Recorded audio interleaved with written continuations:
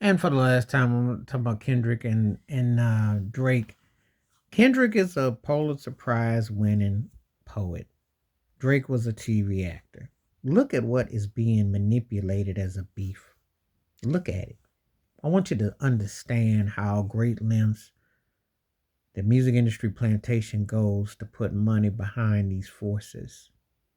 They need those hands in the fields to do something because I feel that this is a contrast to that Beyonce and Taylor Swift are dominant. Let's make no mistakes about it. Even though it's a male dominant industry, the women are dominating the charts. There is no heat from the men.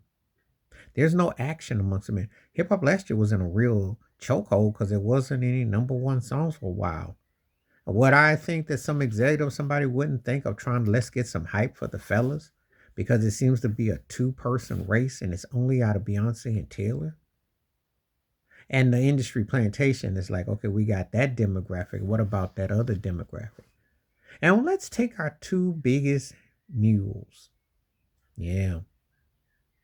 I always crack up when people take sides in these things because, first of all, we're not in that era no more.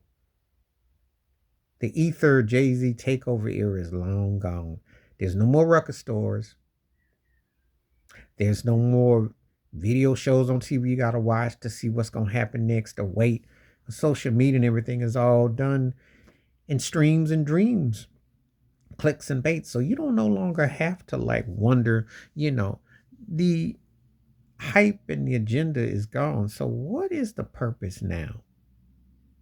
The thing that you're working against now than anything is that you don't have a what I call a direct situation where you're looking at people and you're saying, okay, this is that, this is that. It's thrown out there now.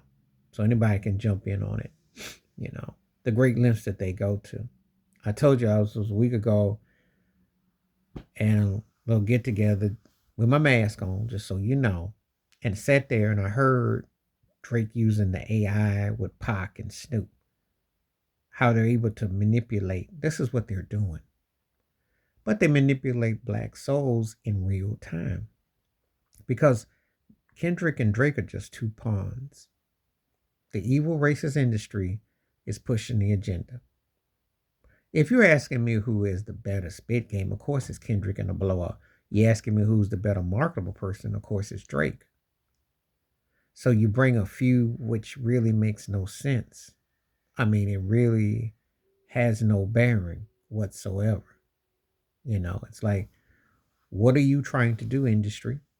But you're desperate. Are you trying to get some of that Beyonce, Taylor Swift on the male side juice? Because that's why Jay Z was running down to Tennessee to try to get Jason Aldean with his races behind to be on Beyonce's album, and end up with Post Malone.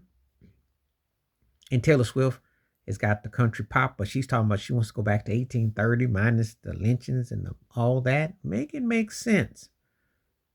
Sounds kind of crazy and far fetched, or is it really? The fact that these two would be still embroiled in a beef a decade later. When they started in 2013, um, you know, albums and what have you. And when we're talking about cast of a decade plus, do you realize that rappers with decade plus careers is like 20 years in pop artist careers? Because the jargon changes, the lingo changes, the styles change, the cadence changes, and new rappers emerge. So the fact that these two grandpas, basically in hip hop, are still at it, and I say grandpas because they both pushing 40, and that is grandpa age in hip hop. Hip hop is just like playing tennis. You don't get rewarded as you get older, past 25, and maybe if you get to 30, anything after that is gravy or on the gravel. So the string masters are pulling these puppets behind, put a lot of money. Even though we have a recession, you have dark days and times. So what is the purpose of what is it meaning? People are going to come out and say what? What does it really mean? What purpose does it, what's the end result? One guy's a Canadian, the other guy's from California. Well, what's the end result? TV actor from the early millennial O's and the other guy, Pulitzer Prize winner. Not quite what you drum up and put up.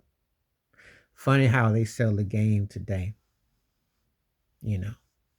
Oh, I know people will throw back and say, remember when Cube used to diss MC Hammer? And they did.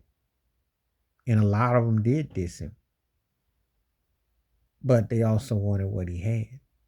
See, both sides want what the other has. Street cred, or do you want success? It's always been that dual lingo. And what's the end result of this mess? Just shows me that the Hollywood puppet strings has always been pulling strings. When cats really battle, they don't go through no mainstream and through no court. They can go on the street corner and battle. You don't even need no fanfare. But what is the purpose of this TV wrestling waste of time and energy? And you've seen how people are quick to be trigger happy and pass Black Lives with Pac and Biggie, even though this ain't nothing like that. But what is this? Just another production by the Hollywood plantation? Because we need two men, black men, to get out and act a fool for the whole world to see. Not that you got your money in your thing. And you can throw disses and shade and what have you, but y'all going extra. For what exactly? What are you exactly going over? Ain't no one going to ether nobody.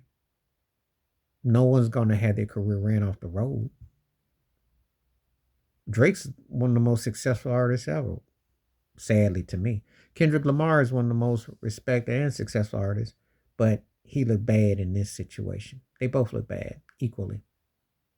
Please like, subscribe, welcome thoughts, comments, and I do respond. Thank you. Wash your hands, keep your mind clear, watch out for another share the video if you feel like I'm out.